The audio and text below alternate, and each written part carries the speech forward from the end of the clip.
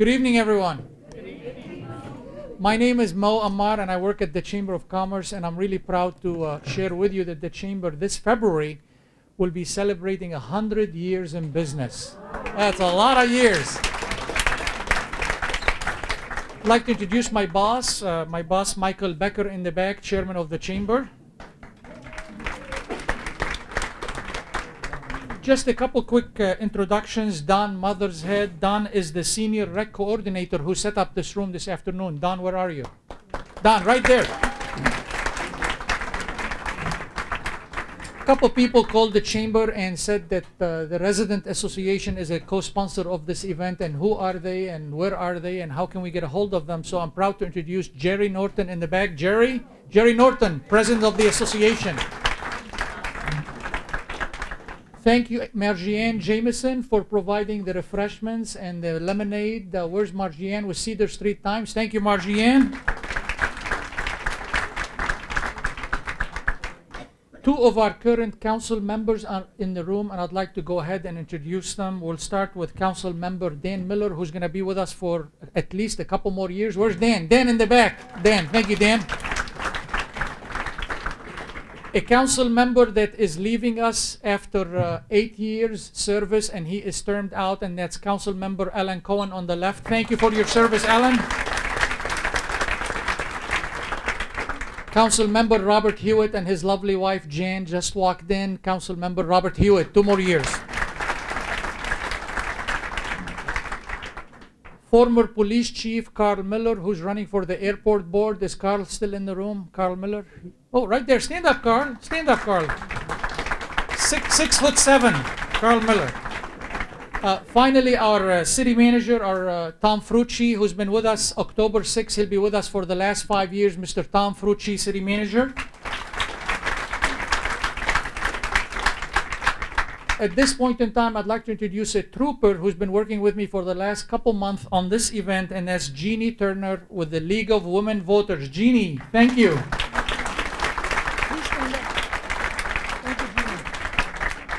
Thank you, everyone, and enjoy this evening. Good evening. My name is Cynthia Hall, and I represent the League of Women Voters of the Monterey Peninsula, which is co-sponsoring this candidates forum this evening with the Pacific Grove Chamber of Commerce. The League will be conducting this evening's candidates forum. 2 candidates are running for mayor of Pacific Grove, and 4 candidates are running for 2 seats on the Pacific Grove City Council. The term of office for mayor will be 2 years, and the term of office for the City Council will be 4 years. All candidates have agreed to the following rules in order to ensure balanced and equal time for them and to enable maximum time for you as voters to hear their responses so you can be informed voters. The order of speaking for the initial presentation was established randomly before we sat down this evening. The order will rotate to assure that the same person does not always go first. The one who speaks first at the opening statement will speak last at the closing. The candidates will begin with opening statements of no longer than 2 minutes each. I will then pose questions to the candidates from you, the audience. They will take turns answering first, and each answer will be no longer than 1 minute. At approximately 7:50, I'll stop the questions. Each candidate will then have 1 minute for a closing statement. The candidate who went first to open will go last to close. It's time to get started with our opening statement. So by lot, Mr. Peake will go first. Okay, hi everybody, good evening. As she said, my name's Bill Peake, and I'm just going to tell you a little bit about myself. 25 years ago, my wife Shirley and I just fell in love with Pacific Grove. We were raising 2 small boys, and we were very fortunate to be able to purchase a second home. But our career with Chevron took us first across the state and later overseas. While working for Chevron, before working, I graduated from the University of California, Berkeley with a PhD in mechanical engineering, and this enabled me to aspire to senior engineering positions. leading efforts ultimately to develop projects and make them profitable. After living in several countries, finally Kazakhstan, I retired 4 years ago, and we came to Pacific Grove for good. Since then, I've been on the Recreation Board, served as chair for 3 years, helped with the fundraiser for the children's pool, and also was instrumental in a plan to extend the coastal trail, where we attracted $260,000 of state funding. Secretary of the Board of the Heritage Society of Pacific Grove. We put up those green plaques and run historic tours. I'm looking forward to helping the city to the greatest extent possible to help keep Pacific Grove as a wonderful and vibrant place to live as possible. Thank you.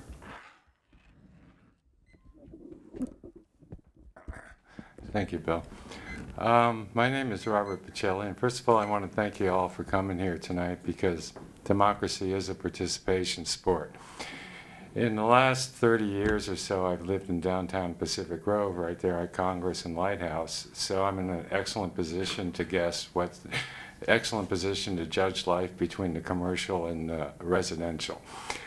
A lot of you know me about in terms of working on the Monarch Sanctuary, which I'm not only proud of, I'm actually humbled, because there's a lot of people in this room who actually helped make that happen. But the sanctuary is just part of the microclimate, the same microclimate that encompasses the whole city. And it goes to our public safety, it goes to our budget, and it goes to a lot of things. And what I learned at the sanctuary, and what I've learned in my almost 30 years here, is if we work together, we can do anything. And if we fight, we'll all fall apart. And when we let outsiders come in to tell us what to do, we don't usually win. We know what's right, we need to do it, and we need to go ahead and be kind to each other. I think we've gotten a little bit out of control with the path and a few other things, which is not really representative of Pacific Grove. And I'd like to say this to anybody out there who's watching this on TV about Pagrovians. Some of us think that we're angry. We're not. We're passionate, because we really love this city, and it's a really special place, just like the sanctuary. Thank you. Hello, my name is Shannon Cardwell, retired postmaster. I've lived in Pacific Grove since 1971. I'm married. My wife, lovely wife Kelly, we've been married 44 years. We have 2 grandkids, 3 grandkids, 2 children. They were born and raised here. They went to all the schools here. We went to the butterfly parades. We went to the pet parades, swimming at Lover's Point, all the things that Pacific Grove people do. They play girls softball. I got heavily involved in the girls softball, and I enjoyed that a lot. You may know me as from the PG Post Office. I worked there 31 years.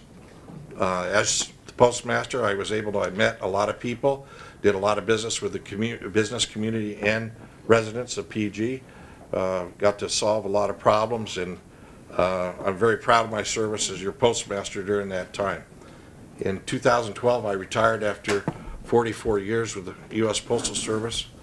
I'm a real service person. This past year, I was on the Monterey County Grand Jury. With the Monterey County Grand Jury, our duties are to hear complaints from people, listen carefully to them, and decide, analyze, make decisions about issues directly related to the well-being of our community. That appointment lasted 1 year. I want to continue to make a difference in our town. We want to vitalize our downtown, and we meet our budgetary requirements. It's very important we meet that. Everybody on this panel agrees 2017 or 18, we're going to be running out of money. We need to be diligent. We must we have to meet our budgetary requirements, yet we must continue to hold on to our town's traditions and our hometown values at the same time. Our community is the strength of this town, and I'd like to represent you on the council. Thank you. Hi, good evening. My name is Ken Cuneo, and before we start, I'd like to mention a little story about Oscar Wilde when he was passing through Denver on one of his forays. He went into this saloon, and on top of the piano was a sign that said, "Please don't shoot the piano player. He's doing the best he can." So please don't shoot us, because we're trying to do the best we can. PG is a special place, and there's three major categories of things we should be looking at. First is to preserve our heritage. Unlike any other city on the peninsula, we have many things that other cities do not have. We have the magic carpet. We have the only lighthouse, 3.2 miles of shoreline. We have over 1,000 historic homes. We have a lot of events that are peculiar to Pacific Grove. These are treasures that have been handed to us by the previous generation. They've given them to us. We need to ensure that these things continue. Next thing is to protect our residents. We do this by having an effective police department. I'm happy to say that we have the lowest crime rate on the peninsula. I'm very proud of that. And we also have a very responsive fire service. Finally, providing service. I want everybody to think of their favorite service here. Is it the library? Perhaps the recreation trail? Anyway, think for a moment and then draw a line to our business community. Because the things that you like, such as the library, they're funded by a vibrant business community. We need to make certain that Shop PG really is something that we all follow. Thank you very much. My name is Brian Brooks. First of all, I'd like to thank the League of Women Voters, Pacific Grove Chamber of Commerce, and the city for letting us candidates come up here and speak. It is part of the democratic process, and we should be able to air our concerns as well as answer your questions. All right, a little bit about myself. I grew up in the Bay Area. I moved down here about 16 years ago with my wife after a pretty exhaustive search of the whole country. And being from California, we always came back to the peninsula, okay, and specifically Pacific Grove, because of its unique character, its low crime, the very good schools here, and the unique beauty that you can't get anywhere else. All right. My background, having come from the Bay Area, I'm one of those tech babies. I kind of, literally started when I was 16 years old, actually 14 years old, and worked into my 30s at our family's electronics company, doing design and manufacturing of test and process equipment. After moving down here in 2000, we opened up a small real estate firm, and we survived the downturn, knowing how to balance our budget, and the corporatization of our industry. Pacific Grove has some budget problems, okay? 2016, 2017, everything flips on the best case scenario with the city's own numbers. That's it. Thank you. Hi, I'm Rudy Fischer, and after hearing Brian's resume, when I was working in Silicon Valley, I would have probably hired you. I want to thank everybody for coming here, and I want to thank the League of Women Voters for putting this on. They do this every election, and it's always great to get a lot of people in the community and to give the candidates a chance to talk. I've represented everybody in the room here on the Pacific Grove City Council for the last 4 years, and I think we've gotten a lot done in the last 4 years. We've gone through kind of a change that some find uncomfortable and a lot of people seem to like. We've loosened up on some of the rules dealing with building permits and with windows on homes, little things like that. We've done some simplification on the sign ordinances for businesses. We've found a professional management company to run our golf course, and it's looking great from everything I hear. And as part of that, we were also able to put something in place where the Golf Links Advisory Commission is still a part of the oversight for that organization. We've also fixed up Lovers Point. We have a new restaurant down there. Our library hours have gone from 24 hours a week to 44 hours a week. you know, Lover's Point's been transformed. We've done a lot of work on the pathways out there. We've picked up miles of roads and sidewalks, and we're doing a lot of work. In short, I'm running for re-election because I want to spend another 4 years serving you and trying to continue to make Pacific Grove the great city that we want it to be. I think Pacific Grove can be a city that's the envy of the peninsula, and I want to see that happen. Thank you very much. Thank you, and good evening. Thanks to our sponsors and to our audience for your attendance and interest this evening. 2 years ago, at this candidates forum, I commented that our citizens wanted a civil and more constructive dialogue in our council chambers.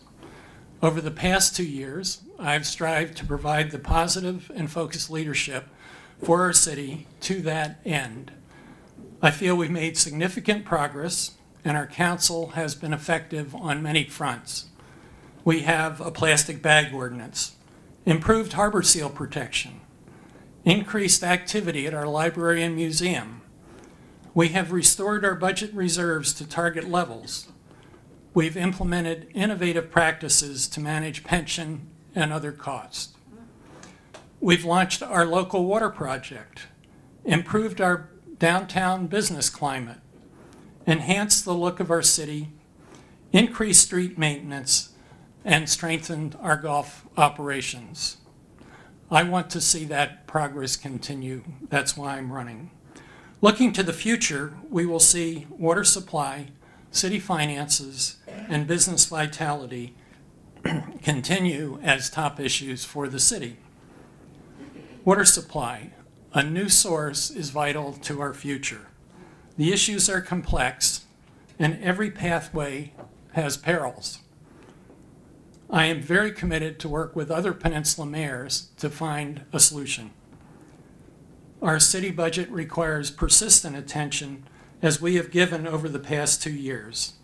Business vitality. We have taken early steps, and I look forward to additional actions in the coming year. Activities on the street, places to gather, things to do. I ask your support and your vote that we may continue this progress. Thank you. Good evening, I'm John Moore. I'm a retired Stanford-trained lawyer, so I have to stand. In addition, my knees are sore. But Tony McFarland was our last expert financial man for Pacific Grove, and he moved on to greener waters because he knew we were underwater. Before he left, he predicted that in 2017, our general fund would have a $3.1 billion deficit. Now, if we have a recession, another break in the stock market, just say 7%, that would add $15 million to our pension deficit, and we would probably lose another $1 million or $2 million in revenues, and we'd be totally underwater. Now, because of the conduct of our city managers, our city attorneys, CalPERS, and the unions, those four, we have a $70 to $80 million pension deficit. It grows at $5 million a year. There's no way to stop it with this administration, okay?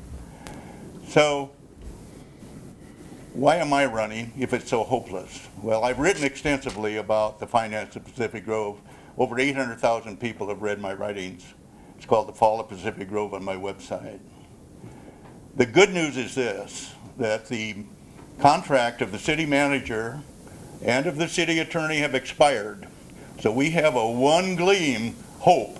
If you elect me and Mr. Pacelli and Mr. Brooks, and I know I have one vote, I can hire a one-time attorney to take both positions and contract them to have fidelity to the voters and to the council and not to the damn unions and CalPERS.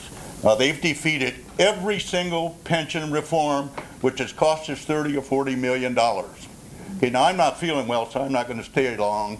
I don't want this job, but I'm the only one qualified to lead us, okay? So take your shot, otherwise just let it go.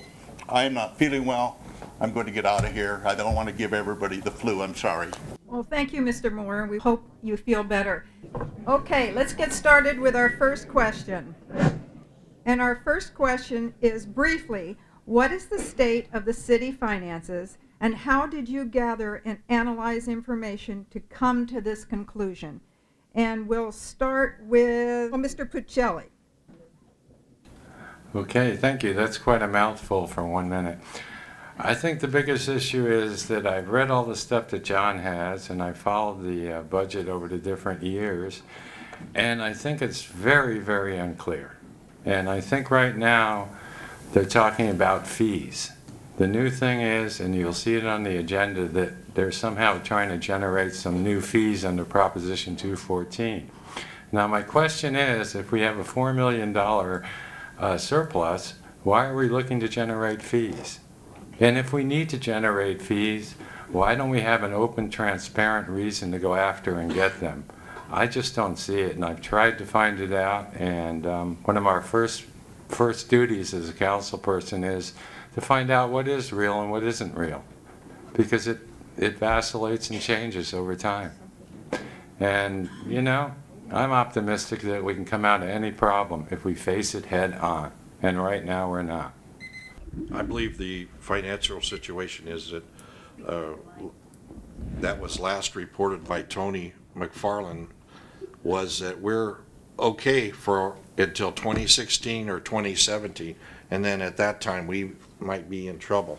I think that is the consensus of the city council right now, and I think we need to be diligent on all our budgetary requirements, anything that we get involved with. I do believe that we've steadily improved the city's finances, and the fear-mongering that's going around that we're going to be the next Detroit city is not going to happen. Detroit could not pay its bills. We can pay our bills, and we look good for the next several years. Are we in perfect condition? No, but we're better than when I first joined the council. And I think we're making progress, and I think that we could keep this city solvent by good practices. To answer the question how I studied it, I actually read the budget. I actually read the budget. Do I think it's dire?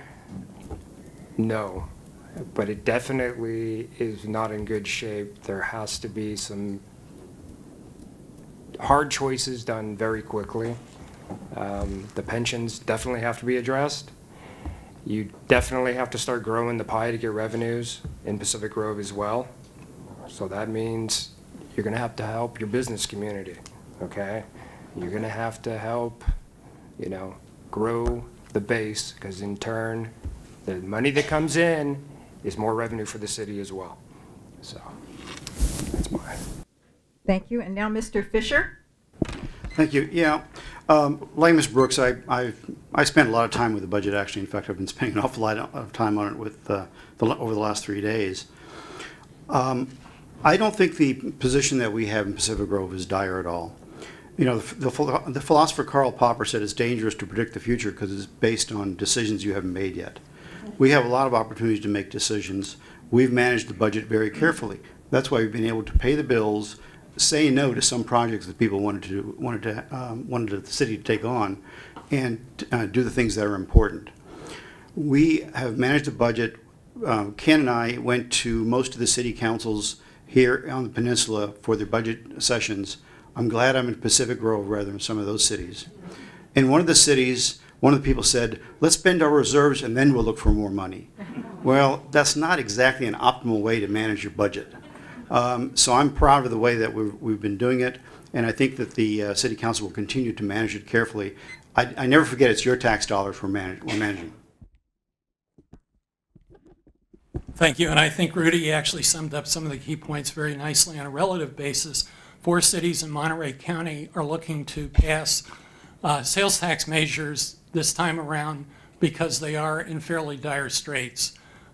We have, over the past 4 years, run a surplus in our budget. We're about $3 to $3.5 million better off than we were 4 years ago. And that really bothers some folks, unfortunately, because we have made a lot of progress. Looking out to the future, the numbers that were quoted were taken from a very hypothetical chart about 2 years ago. It's very obsolete, and was, if all the worst things that can happen, what happens? It was not the projection. Our current projections actually were more accurately stated. The Additional fees we're looking at are for things like stormwater and sewer upkeep, which are very significant obligations for the city. They're state imposed, and we're exploring all necessary alternatives. So there's about 6 or 7 years worth of annual operating budgets online, as well as independent auditors report. And recently there was a 5-year projection of city budgets. So a lot of information's already online, and I think it's important to keep one thing clear is we have the annual operating budget where we are currently running a small surplus, and the city is paying its bills, but then there's this large unfunded debt obligation. The primary one is for pensions, and we pay annually to CalPERS for that to pay that debt. And we don't know, it's sort of like a mortgage, but unlike your bank statement, you know what it is. CalPERS will be telling us in the future what we owe. So there's the issue. Thank you. Question number 2. What is your position regarding the Pebble Beach Affordable Housing Project adjacent to Pacific Grove? And we will start with Mr. Cardwell. I'm against Measure D. I'm totally against it. I think we should be as aggressively as possible as City Council to go to the county and say that we don't want it there. We do not want that there. We want them to go where they originally planned it, on the corner of Morse and a different section in Pebble Beach, and then they threw this plan up at the last minute. We don't want it. I'm against it 100%. The concept of affordable housing is important. It will save gasoline, travel time, etc. And I approve of that project. What I don't approve of is where they're going to locate it, because it would involve cutting down some 700 trees. Also just annoying a bunch of neighbors on both sides of the border. There are other areas that Pebble Beach could locate that where trees have already been cut down.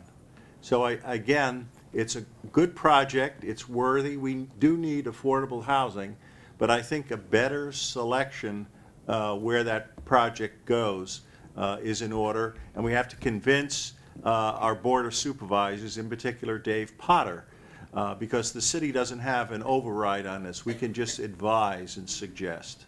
Thank you. Now, Mr. Brooks? I actually went up there today and walked around both sides from Pebble Beach as well as the Del Monte Park area. I understand the concerns of the residents, but I've also been kind of on the other side of that when they did it down towards Lover's Point. You're going to have to put it somewhere. I have more faith in the Pebble Beach company than maybe a lot of people do. It's for their employees, so I don't have a problem with the employees being in there, because they're going to already be vetted anyway. It's not like you're putting some, let's say, you're not going to put Skid Row in there, okay? And it's going to be maintained. So I really do not have a problem with it. If there's another site, fine, but again, it's only advisory from Pacific Grove anyway. Thank you. And now Mr. Fischer. So the way I became aware of the housing in Pebble Beach was when my wife and I were walking on one of the trails and saw the flyer. And at that time, the project was supposed to go at the corner of Congress and SFP Morse Drive. I thought it was a good location. It's unfortunate that Pebble Beach moved to the site now. Not that I have any concerns about Pebble Beach doing that, but I think they've irritated a lot of people in Pacific Grove. But think about this. I mean, what kind of inclusionary housing is this, right? It's new apartments in Pebble Beach for people who work. Wow, how terrible. And I think that once those people are in there, we will welcome them just as we do the other half of Pebble Beach that comes into Pacific Grove to shop, to eat in the restaurants, to use the library, to go to the stores. We'll welcome them just the same way. Thank you. Now, Mr. Can? Thank you. I have, on a couple of occasions, signed letters from our city to supervisors and the planning department regarding Area B. And the message is very simple. Please listen to the concerns of our citizens. And I believe that our citizens groups that are working on this have done it well. I also don't believe that the city of Pacific Grove, as an organization, should be a combatant in this issue. I've unfortunately seen too many projects of a similar nature get chased from place to place to place. And at some point, I think for this one, provided our citizens are heard, your voices will speak more effectively than the council can speak on this issue. And ultimately, the decision will be made by the county. So, thank you. Thank you. I would like to see I'm in favor of inclusionary housing, but I would like to see the Area D project located somewhere else. And the main reason is I would not like to see the forest cut down. And I think that other areas, other locations need to be explored, and in particular, what about dividing up the project into smaller pieces and siting it in places where where the land is already paved over and there's development at that location. No question, inclusionary housing is a wonderful thing, but as LBJ had originally set it up under the Great Society, it has to be included amongst other people. We're not putting anything separate. But my main objection is not necessarily to those people, but to those animals, those birds, those whole microclimate that's so important around that forest. If you walk there, that place is totally alive. It's alive, it's streaming with lights, there's, animals above the surface, below the surface, and we're actually going, that combined with our new trimmings all around our own city, we're actually wiping out the canopy, not only for ourselves, but for the birds, the squirrels, the monarchs, the global warming, the whole thing. There's only so much forest left. We have to protect it. Thank you. All right, question number 3. What, if anything, would you do about the huge pension increase adopted by the Pacific Grove Council in 2002? And we start with Mr. Cuneo. This is a tough issue. As you're all aware, in 2002, 3 at 50 was passed. It was not, in my view, very transparent. The residents were not fully informed of how this should have happened, etc. Having said that, was it illegal? That issue went before court, and it was found that it was not illegal. In other words, the 3 at 50 was a legal passage of a pension.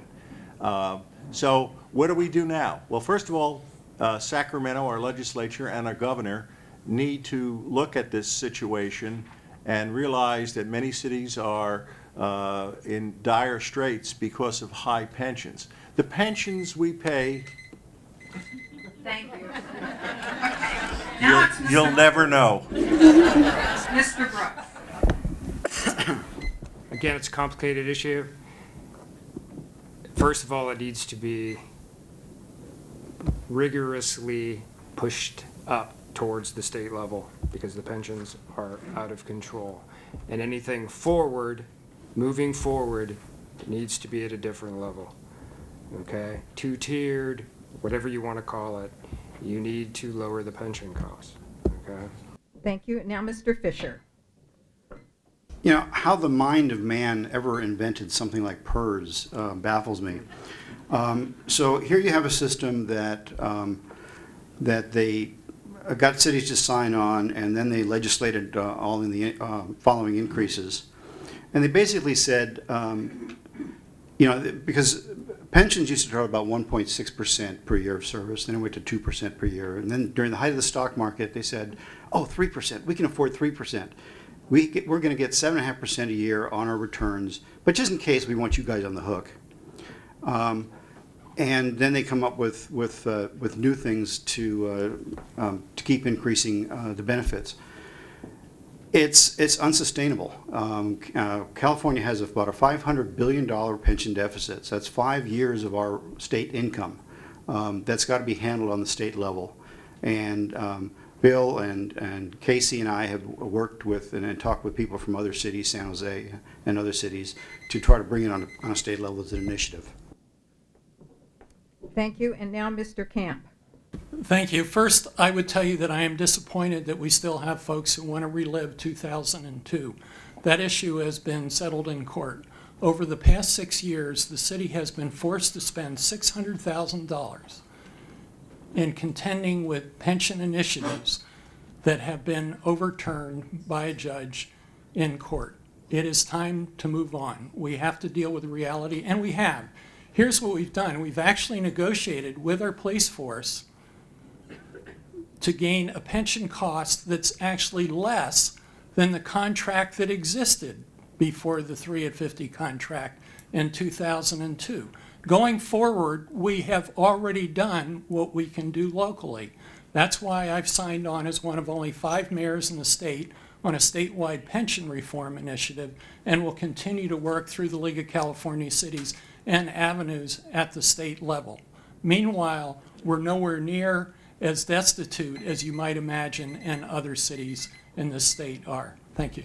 A judge ruled, as you heard, that our 2002 pension contracts with the unions is valid, so we need to make sure that we're good on paying them and going forward.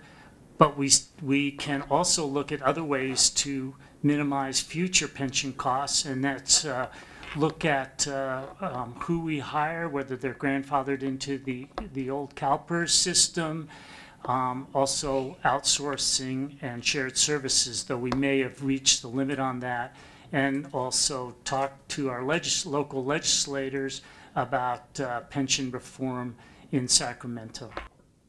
Thank you. Now, Mr. Paxelli. Thank you.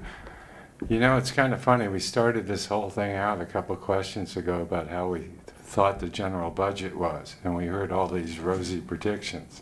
And since then, I've heard from city officials, some who I voted for, that yeah, we have a problem with CalPERS. Yeah, we have to do this. Yeah, we have to do that. We have not grabbed onto the problems. What's a $4 million surplus against a $75 million possible deficit? What we really need to do is understand our problems. And I don't want to hear any more about how we're better or worse against any other city. It's our bills, and we have to take a look at them. And just within the last 10 minutes here, I've heard some really confusing information. I don't know about you. Started out as a rosy $4 million surplus, and now, well, we have to go to the state. Now we have to do this. Now we have to do that. We really need a clear picture on what's going on. Now, as far as the pensions that we've already promised to people, what we owe, we owe. And if we spent $600,000 to fight a voter initiative, maybe we don't have a spending. Maybe we have a spending problem. Thank you. Now, Mr. Cardwell. My view on that is if you promise something to an employee, you have to keep that promise. It's very simple. Your integrity, all those things have to be kept. To help solve the CalPERS problem, when I would hire an employee at the post office, I always kept in mind that that's a employee is $1 million that you're looking at. So if the city looks at it that way, because if you pay somebody 50 grand and you pay them benefits a year and they work for you for 10 years, that's $1 million employee. So if the city looks at it that way, I think we can help resolve that. But we have to keep promises that we have made. Thank you. The next question is, what would you do to remedy the depletion of staff? And we start with Mr. Brooks. Shared services is fine in certain instances. Parts of the city work better with people actually there. You know, building departments, planning, that kind of stuff, where you can actually go there and talk to a person. Administrative stuff, farm it out. Get someone else to do it. Get people there that can answer the residents' questions as well as the business questions.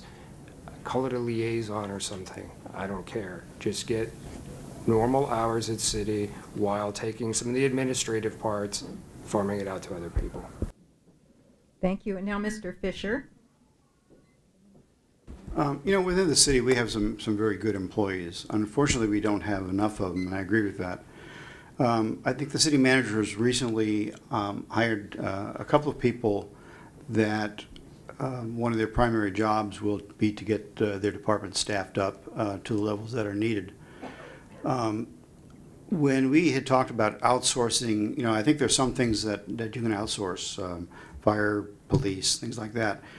Your building department, it's a little bit more difficult. Your public works, certainly not.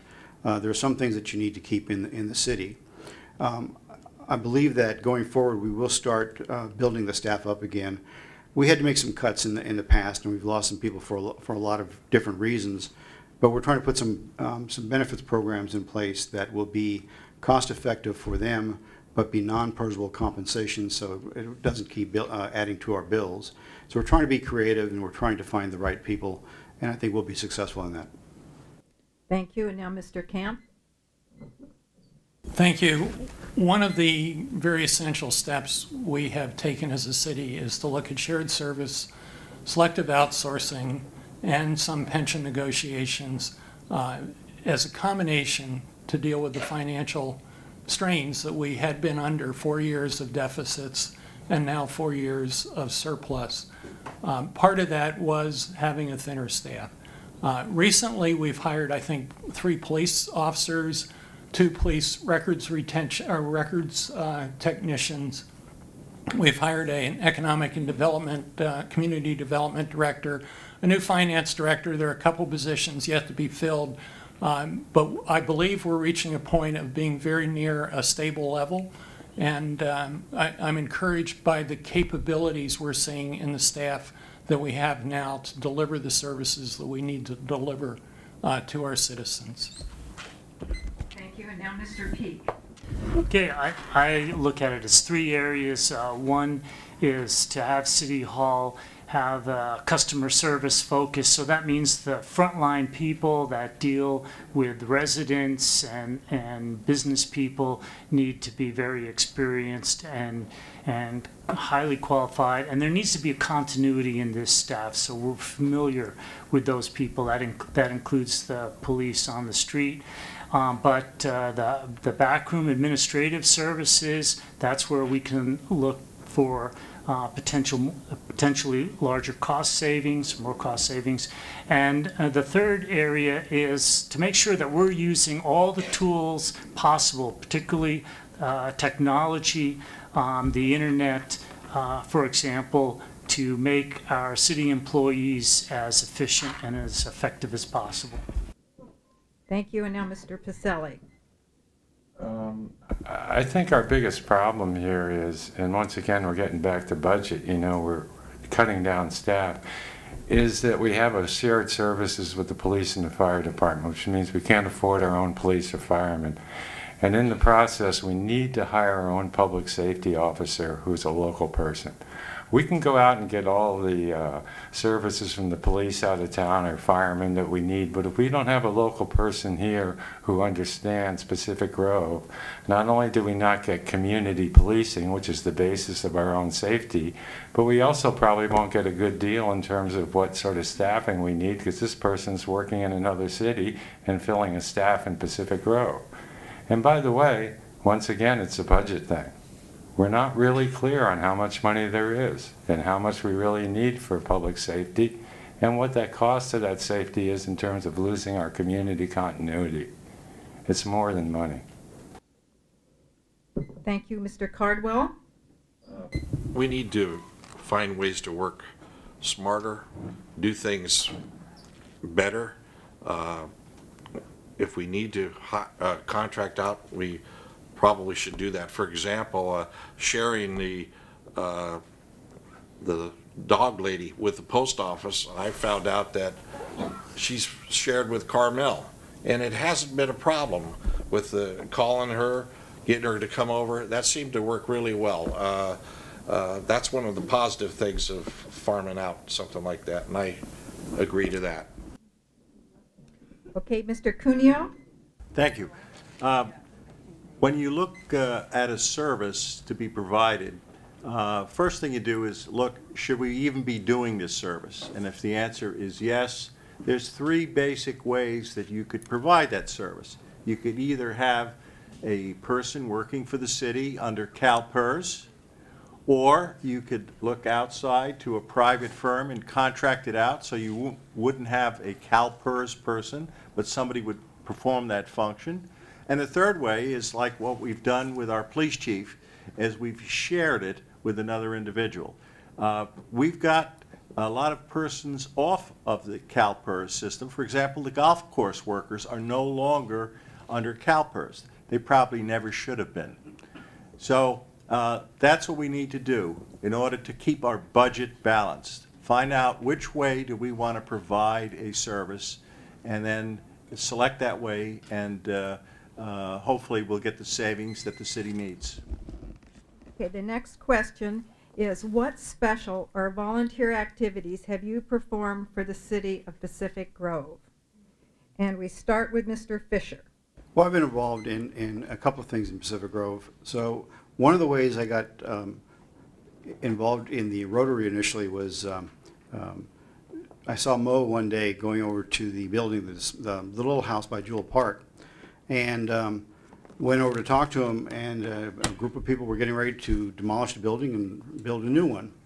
And so I ended up working on that, volunteered to help out on that, much to my wife's dismay. Gave up my Saturday mornings. And I got to realize that I was surrounded by Rotarians, so I became a member of that group for a while. I also worked on the fundraising for the children's pool, and have supported financially, because I just don't, because I still work, I don't have the time. So I've supported financially some of the reconstruction that's happening on the Point Pinos Lighthouse, which, by the way, is looking great. Thank you. Now, Mr. Kemp.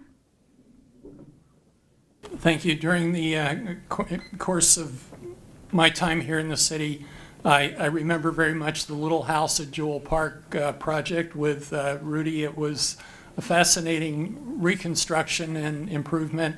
I also worked before that on and led a project, it was a Rotary project, on refurbishing the gazebo. I'm a volunteer at Good Old Days 4th of July picnics. The track meet that happens up at the school where about 25 different teams show up. So there are a number of things. And by the way, we also volunteer on things like AMBAG, which is the Association of Monterey Bay Area Governments, the Regional Water Authority. All these are unpaid positions, which I perform in service of our city. So it's a long list. Thank you. And now Mr. Peake. As I mentioned, I've been on the Recreation Board for 4 years, a chair for 3, helped with the swimming pool fundraiser, and also the Coastal Trail Plan project that's now underway, extends the coastal trail northward of Asilmar State Beach. I've been part of the weekly restoration crew at the lighthouse, where we do a lot of sanding and painting in the interior. We also reconstructed a oval fence and 2 outbuildings. And I've done smaller projects. I've done punt, pass, and kick, helping Don Mother's Head, and coastal cleanup. And for a while, I was also a docent at the city's Point Pinos Lighthouse. Thank you. Now, Mr. Pacelli. I've been spending a lot of time in the last 5 years up in the Monarch Sanctuary. And I also want to take this opportunity to thank everybody who helped me, because it was a big we who went and who grew the trees back. In addition, I've been a member of the Affordable Housing Committee here. I've been a community mediator for Monterey County, which I spent a lot of time in Pacific Grove at one point in my life. And I'm always ready to create a photo or a videotape. I use the skills that I have, whether it be the Pride group or a little card for the people who went and got the new pool. So I'm always available on a lot of levels to help people through the media. And I enjoy it because that's the skills I have. And when you start looking at the beautiful place we have, you can go ahead and spread it around in other forms. It helps us all. Thank you. Now, Mr. Cardwell. I'm the special visitor from the North Pole who arrives every year to light the Christmas tree at the park. I've done that for several years, and I've done that with the schools. I also started the popsicle giveaway at the pet parade. I did that in the early 80s. I started doing that, and I'm proud to say that they still are continuing to do that. Thank you. Now, Mr. Cuneo. Thank you. Every year when we have the Feast of Lanterns, I'm one of the 4 individuals that carry Queen Topaz to her throne. And as my knees get older, I always pray to God, make sure she's dainty, please. The second thing is I also run the Rotary Good Old Days Parade, trying to get 60 to 70 different organizations lined up. Yes, I have a wonderful bunch of collaborators to help me out, but it's fun trying to line them up. People say, well, how is it? I say, well, it's organized chaos. You know, we always get a parade. It always starts at 10 o'clock, but if they only knew behind the scenes what we have to do to get it to that point. 6. Okay, Mr. Brooks. This would be the thin part of my resume.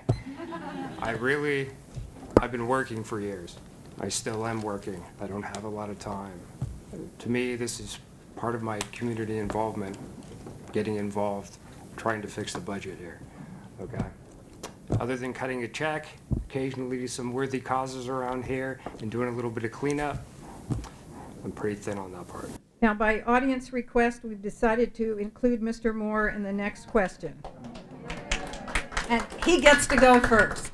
The question is, SWRCB issued their momentous cease and desist order that orders Cal-Am to end an illegal diversions from the Carmel River by 12/31/2016. Hoping a judge will extend the SWRCB date is not a plan. The solution has to be fact-based. The Monterey Peninsula's water purveyor was ordered on October 2009 to cut back pumping from the Carmel River to meet state regulations imposed in 1995. Since Cal-Am has said it's... Yes. This helps the background for those of us who don't know all the details. Here's the question. Since Cal-Am has said its desal plant will not be online until 2019, please describe how you would address the cease and desist order. And we start with Mr. Moore. Thank you. The desal plant has been like a crazy cop's deal. The idea that you would have a public utility own it, let's say at $400 million, and then get paid 10% of $400 million for the next 50 years is stupid. And that's why the county had a law that said a utility couldn't own it. But the county council got weak knees and said, oh, well, we didn't mean it, okay? We need to take over Cal-Am immediately. We don't need a Measure O for a study. We all know that 10% of $400 million is $40 million a year, right? So we need somebody else to stand up and say, we will be the entity that builds this. It doesn't make much difference who it is, because you have to have a professional tell you how to do it, and we need it fast. I mean, right now, they are less than nowhere. I've even told Ron Wiseman, if I become mayor, I would inquire about Pacific Grove forming a non-liability entity to take that task, to buy it. I think that our best hope is with the mayor's authority to work with our local legislators to go to the regulatory people and legislators in Sacramento and plead our case, and to explain very clearly all the steps that have led to these delays. There's been a lot of judgments made by the regulatory boards. There's been, as you well know, a number of lawsuits, and this is not something that is in the ratepayers, us, is in our control. And should we be the ones to pay a penalty because of that? I don't think so. I think there is a lot of good information to make a case that we shouldn't be paying a penalty, but we are demonstrating that the process is moving forward as fast as possible. Thank you. Now, Mr. Pucelli. I firmly believe that public ownership is the only way to go. I think there's a corporation just isn't acting in our interests. And speaking of not acting into our interests, the mayors and all the real estate people and everybody else in this county is deciding that this project has to be so huge that it's going to fund every single hotel and every single expansion along the way. To actually cover what we have to do under the federal government would take a small desal plant. To build a future for the developers is something that we shouldn't have to pay for, and that's exactly what they're angling for. Thank you. Now, Mr. Cardwell. Last year, serving on the grand jury, I had the opportunity to tour the desal plant in Sand City, which I didn't even know existed. It's owned by Sand City and ran by Cal-Am. They put out 98 million gallons of water a year just at this small plant. I'm for desal. I don't, Cal-Am, no, but I'm for desal. Thank you. Mr. Cuneo. Thank you. Whether or not the Cal-Am company is going to meet the 2019 date is really questionable. The one fact we do know, it's a feeding frenzy for attorneys. So if your son or daughter is an attorney involved in this project, they're going to be able to take you out for dinner an awful lot. This is a difficult situation, and until it becomes clearer how this water is going to be provided, I think the only thing we could hang on is to our local water projects that will alleviate some of our problems here in Pacific Grove. Thank you. Now, Mr. Brooks. The way I see it, there's only currently, I'll call it 2.5 choices on the desal. There's 2 projects that are pretty serious, and there's one that's a little bit serious. Water is what is holding the peninsula back to a large degree, okay? It's used to control things, okay? So if you're going to do anything, you need to push whichever company can do it the fastest. You need to get water on the coast. Mr. Fischer. I agree with the questioner that that hoping is not a plan. You know, it's sort of like relying on lottery tickets to take care of your retirement. But the county has suffered from the lack of long-term vision on the part of the Board of Supervisors and a lot of other politicians over the years. We haven't wanted a reservoir. We haven't wanted a dam. You may have noticed that the wet stuff that comes from the sky isn't coming down so much anymore. So the people who are involved in it are all saying, we need to cooperate. Let's do it my way. Well, that doesn't really work either. So Cal-Am, at this point, we know they're not going to meet the CDO. It's probably going to be 2018 plus 2020, something like that. Now, I sit on the board of the MRW-PCA. We have a plan where if we can get the source water lined up with the growers, we can create 3,500 to 4,000 acre feet. It won't take care of the need, but it'll take care of some of the sting of the cutback and keep us going for a little while until we can get a desal plant built. Thank you. Mr. Camp? The question is interesting, and the truth is we will not have a desal plant online for replacement water by January 1st of 2017. What we do know is that it will require at a minimum a good faith effort on the part of this peninsula and tangible progress. The good news there is that our local water project may be the first one online and is likely to be online before that deadline, which will help our credibility a whole lot. The rest of it's going to take more time. That's why the mayors are very, very focused on pursuing the projects that we have in front of us in the most aggressive sequence we can.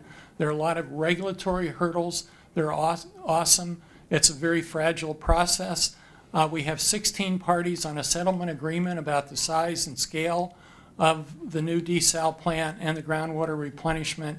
We really need to just demonstrate that as a community, we are willing to keep that moving forward. Thank you.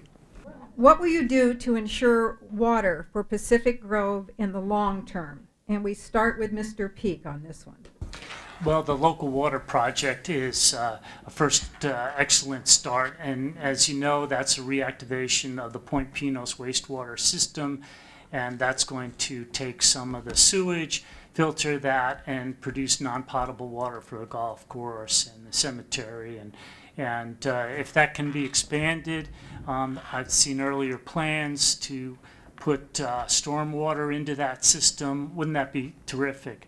Expand that perhaps to non-potable water uses by residents. But beyond that, we need to be fully on board with having a desalinization plant. Large volumes of water isn't going to come from any other place but the Monterey Bay, and we need to work with our water agencies to make sure that we have the best project at the lowest possible cost.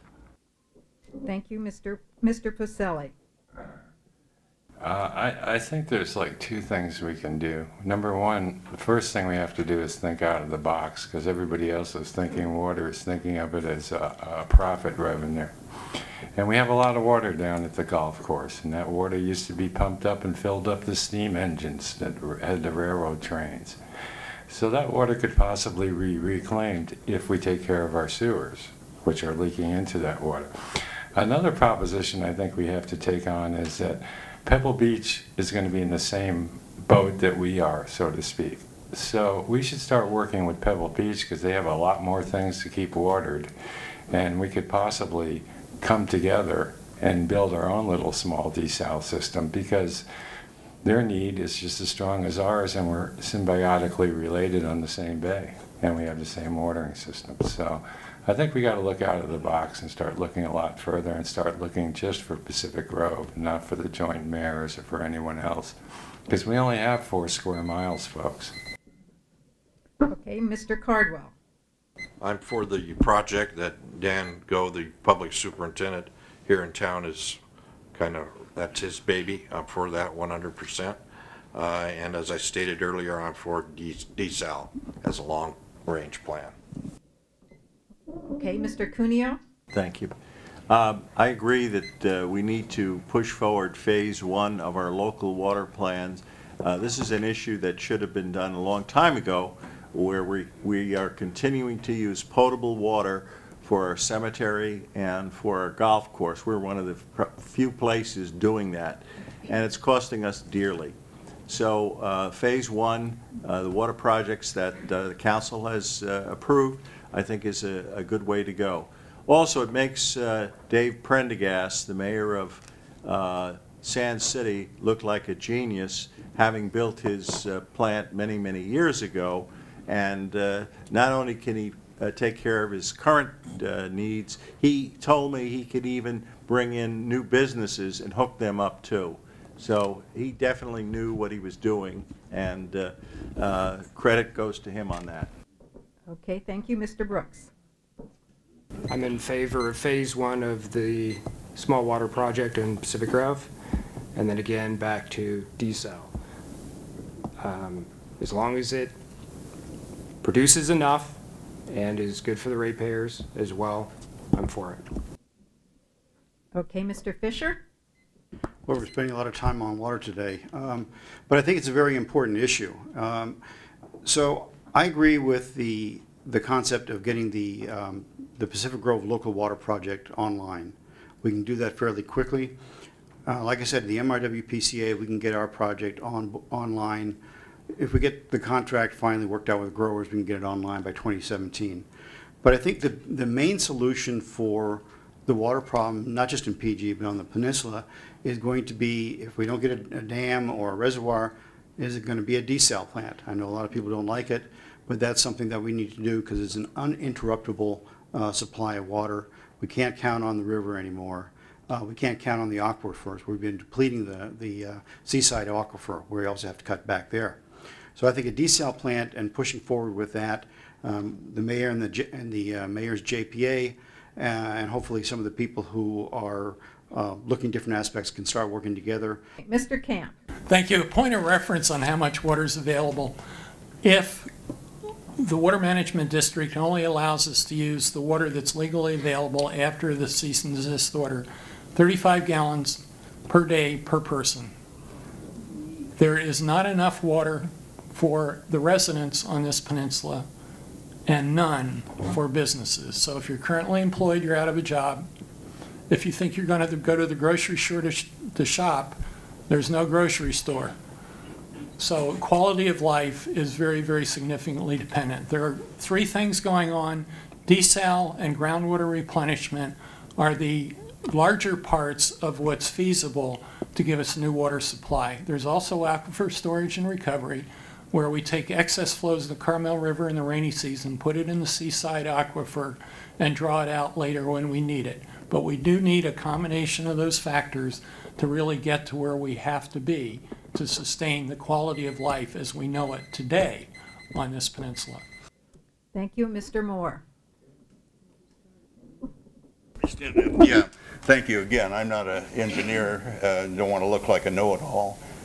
The thing that impressed me negatively about this, I was there at the meeting when they upped the budget $200,000 for this phase one, and the indication at that time was that the cost per acre foot would be $2,800 to $3,500 per acre foot for non-drinking water. Now San Diego just put on its desal plants at $2,100 an acre foot, and the businesses are screaming because of the increased cost. Our council all said, well, it's going to cost a lot more than $3,500 a foot for desal water.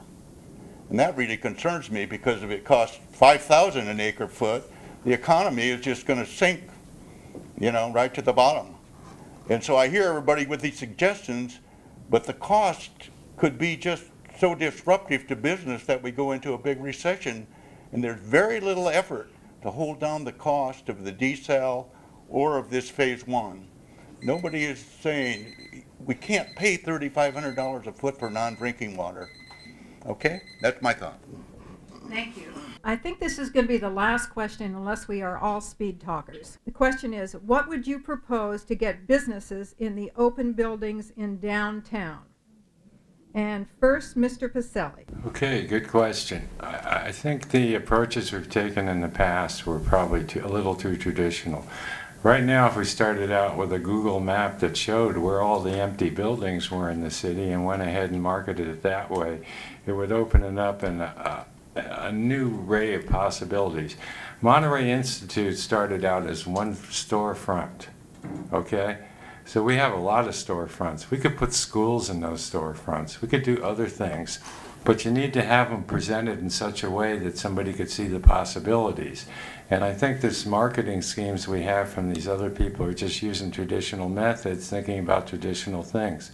Putting in schools, putting in art schools, beauty schools, language schools, or maybe even asking Monterey Institute if they'd like to have some classrooms in our place. Not only fills up those buildings, but provides jobs for our children that they can actually come back here and buy a house. Thank you, Mr. Cardwell.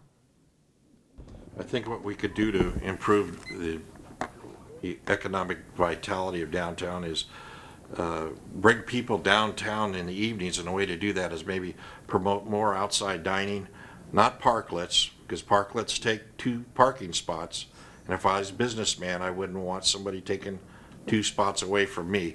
But I'm for outside dining. People would come down more, it would draw more people downtown, more money, and I think that would help downtown businesses. Thank you, Mr. Cuneo. Thank you. To get our businesses going, particularly downtown, it's going to take the efforts of agencies like the Business Improvement District working together with the city. to try and bring in different type businesses. But also needed is the support of the property owners in order to fix up their properties to make them more attractive for better type businesses. Some of the properties do not have heating, and they're kind of in gentle decline, I'll put it that way. And they need to be fixed up because no aggressive business wants to go into a business where there's no heat or the building hasn't been painted in a while and the electricity isn't modern in the 21st century. So those are some of the things we should be doing in order to boost our business, particularly down on the Lighthouse and Central. And Mr. Brooks. I think you could start off by doing some sort of beautification downtown, like cleaning the awnings, cleaning the bird crap off the streets, so when people come to town, they don't think the place is a pigsty. You could address some of the parking, make it a little more pedestrian friendly downtown, so people can walk around. You can definitely liven it up towards the evening. I'm not saying turn it into a party place, but definitely get it, to a point where people want to walk around downtown. And I would go so far as look for a site where you can put some sort of, let's say, hotel.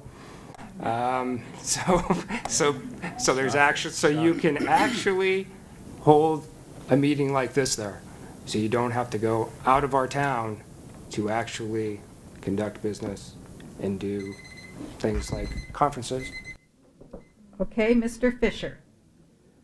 So, Pacific Grove is a city of homes. We have it written in our charter, and that's part of what brings the charm and the quiet to Pacific Grove.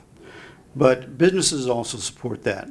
If you look at downtown, you'll notice that the restaurants and the bed and breakfasts are doing quite well.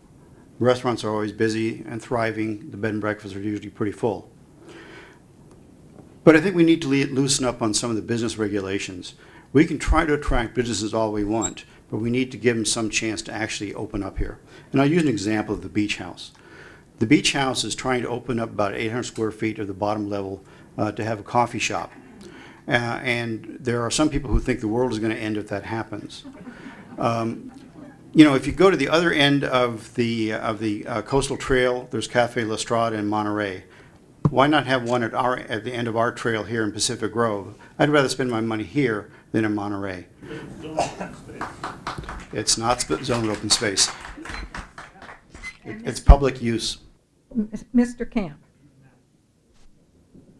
Well, the premise of the question is interesting because I was talking to Mo Omar of the Chamber of Commerce, and he was saying he has a very different problem from what was posed, which is he had 3 businesses that wanted to move into the downtown and they couldn't find space available.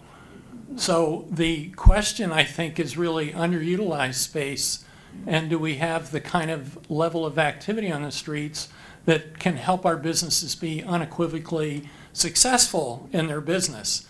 There has been a lot of effort in having more activities, the art walks, the events that we have on weekends. We have more events than just about any other city, I think, in California, if kind of scaled to population. And it fills the town up, and it does help the traffic. When that happens, better businesses and better business results happen. There is the question of underutilized sites. The Holman Building, the American Tin Cannery, what can we do there to pay? It takes the property owner and a developer with an idea that can work together and make something good happen. Thank you. Okay, Mr. Moore. Yes, thank you. First of all, I want you to understand that since 2008, with the additional sales tax, we've had an abundance of revenue in Pacific Grove. We get almost $1.8 million a year more than we got before, but in spite of that, we have less employees, salaries are higher, and the pension debt is much, much higher. So the more money we get, it all goes for raises. There are 3 of them scheduled for this year. Mr. Frucci's negotiating and so forth. So don't get the idea that improving business is going to help the pension problem. The history is just the opposite. As long as we have CalPERS, the unions, the city manager, the city attorney working for higher salaries and higher pensions, we're done. Now, I've had businesses contact me, referred by big law firms, about Pacific Grove, and I'm embarrassed. You know, they want to come in here and say it's a beautiful place, and I say, yeah, but they're broke, and it's going to get worse, as I predicted. I mean, what do you do about $80 million, right, when it grows $5 million a year? Thank you. Thank you. And now Mr. Peake. Well, certainly we need to make the downtown as attractive and people-friendly as possible. Obviously, cleaning sidewalks is one of those activities, signage, for example. We also need to maximize the best utilization for our anchor property. That's the home and building, and go to whatever lengths we can to work with the owner to see that it can be properly utilized. We, as demonstrated by one of the last art wine walks, people can come downtown at night. It was packed, but a lot of stores were closed, and wouldn't it be great to have places to go hear music? I think that bringing in some nightlife would be a real boost. And we need to do a better job of establishing a brand and a message as to what are all the things here in Pacific Grove we have to attract people there. It's a tremendous list. Thank you. Now each candidate gets 1 minute for closing, and we're going to start with Mr. Moore and go down the table. I want you to listen to what I have to say. In the budget message, Mr. Frucci, the city manager, says we have $4.1 million of reserves as of June 30th. Now keep in mind, June 30th is last year, and we're done spending all of our money. We just got the second installment of the taxes, which are paid on April 10th. So we have $4.1 million in the bank account. And it was, technically, I've talked to my experts, technically he can say it was a reserve for last year. Okay, but on July 1, the budget kicks in, and all of that $4.1 million has been allocated, and the reserve is gone. And yet these guys come in here and tell you that we've restored our reserves. And that's the basis of it, that they have money left on June 30th of the prior year. It's reserve. On July 1, it's no longer a reserve. Oh, there may be $100,000 or $200,000 in there. There's no way to tell because we don't have a reserve account. Now, historically we did, but we don't.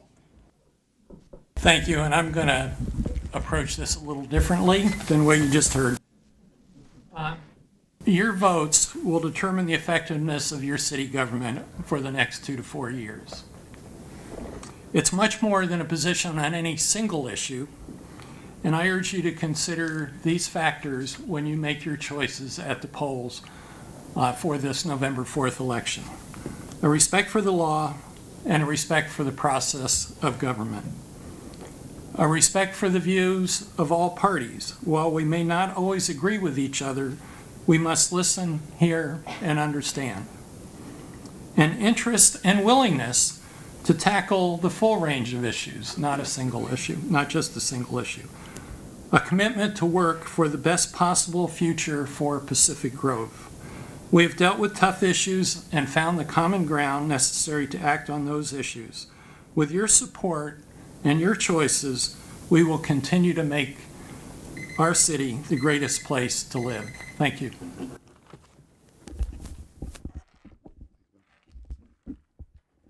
Ladies and gentlemen, I want to take our great community and I want to try to make it better. I'd like to see our streets fixed up a little bit more, get some more sidewalks around the city. I want to see our street lights up and working, actually lighting our streets. And I want to manage the city's budget carefully. Those are my commitments to you. I'm committed to Pacific Grove. Now, we've answered a lot of questions here today, but there may be some questions still remaining. If you have some questions for me that I can answer for you, pick up some of my literature back there. I've got my email address on that. Feel free to drop me an email. I will get back to you. Now, I want to point out that you have 4 votes this election. Some people say, I'm going to vote for the guy I like because I want him to win. Please vote for one mayor, one person for the mayor, and vote for 3 people for city council. Vote for the people that you think would be the best combination on the city council. But, and this is the most important part, vote for me first.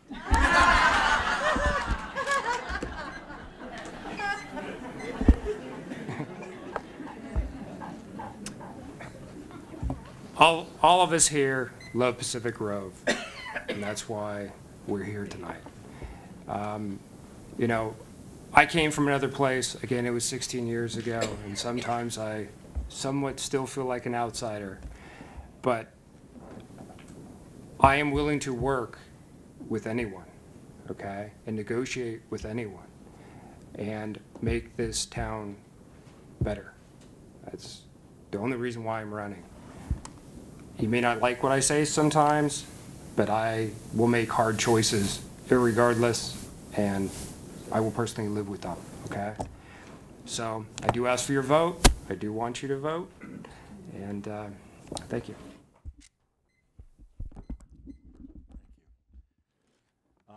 If you need more information about me, kencuneo.com. Ken Cuneo, one word. It'll bring up some biography and also some endorsements that I've been happy to receive. Now, working with Rudy Fischer and our mayor is part of a team, because no one person gets everything done. You're part of a team. This is what we've done. The Beach House restaurant closed for several years. It's open. New pumping stations, extended library hours. The museum has been accredited, and it's one of the top 10 museums in the United States. We voted on phase 1 of our local water projects. Our golf course is now where it should be under contract. Our pension costs, we've had a solution with our POA. We are, again, the safest city on the peninsula. And finally, when I joined the council, we were in debt. We had no reserves. We now have $4 million in reserve.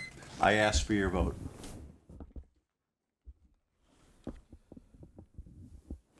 Thank you for tonight. I had the opportunity to introduce myself, my family, and my loyalty to Pacific Grove and my devotion to community service. My qualifications for city councilman are, as postmaster, I could manage employees, develop and analyze budgets, maintain a large postal facility, and I'm proud that under my leadership, our post office, little old Pacific Grove, was rated in the top 50 in the state of California for over 5 years straight. That was done under my leadership and my employees. I'm confident that I can be your city councilman. Thank you for tonight and for your consideration for your vote. Well, thank you all for coming.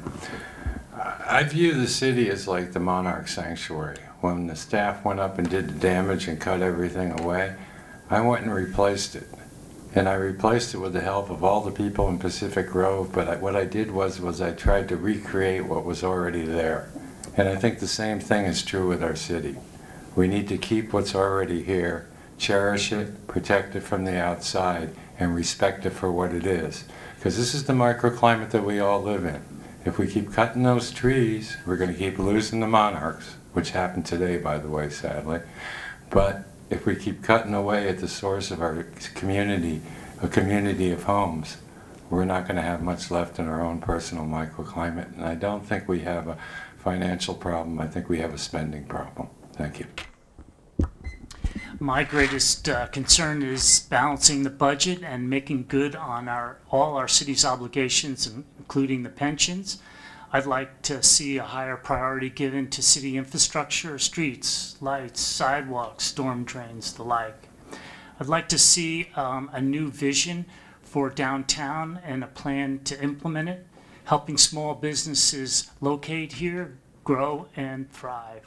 And lastly, I'd like to see a renewed customer focus at City Hall, customer service focus, and encouraging city staff that interface with business people and residents alike to help address their needs. Thank you for listening and giving this your consideration. Thank you. And lastly, I'd like to remind all of you to vote. And wouldn't it be nice if we could beat Scotland and get more than 85% turnout? Before we leave, I want to remind you to help yourself to literature, and I think a lot of the candidates are willing to stay around if your question did not get answered, and let's give all of them a standing round of applause.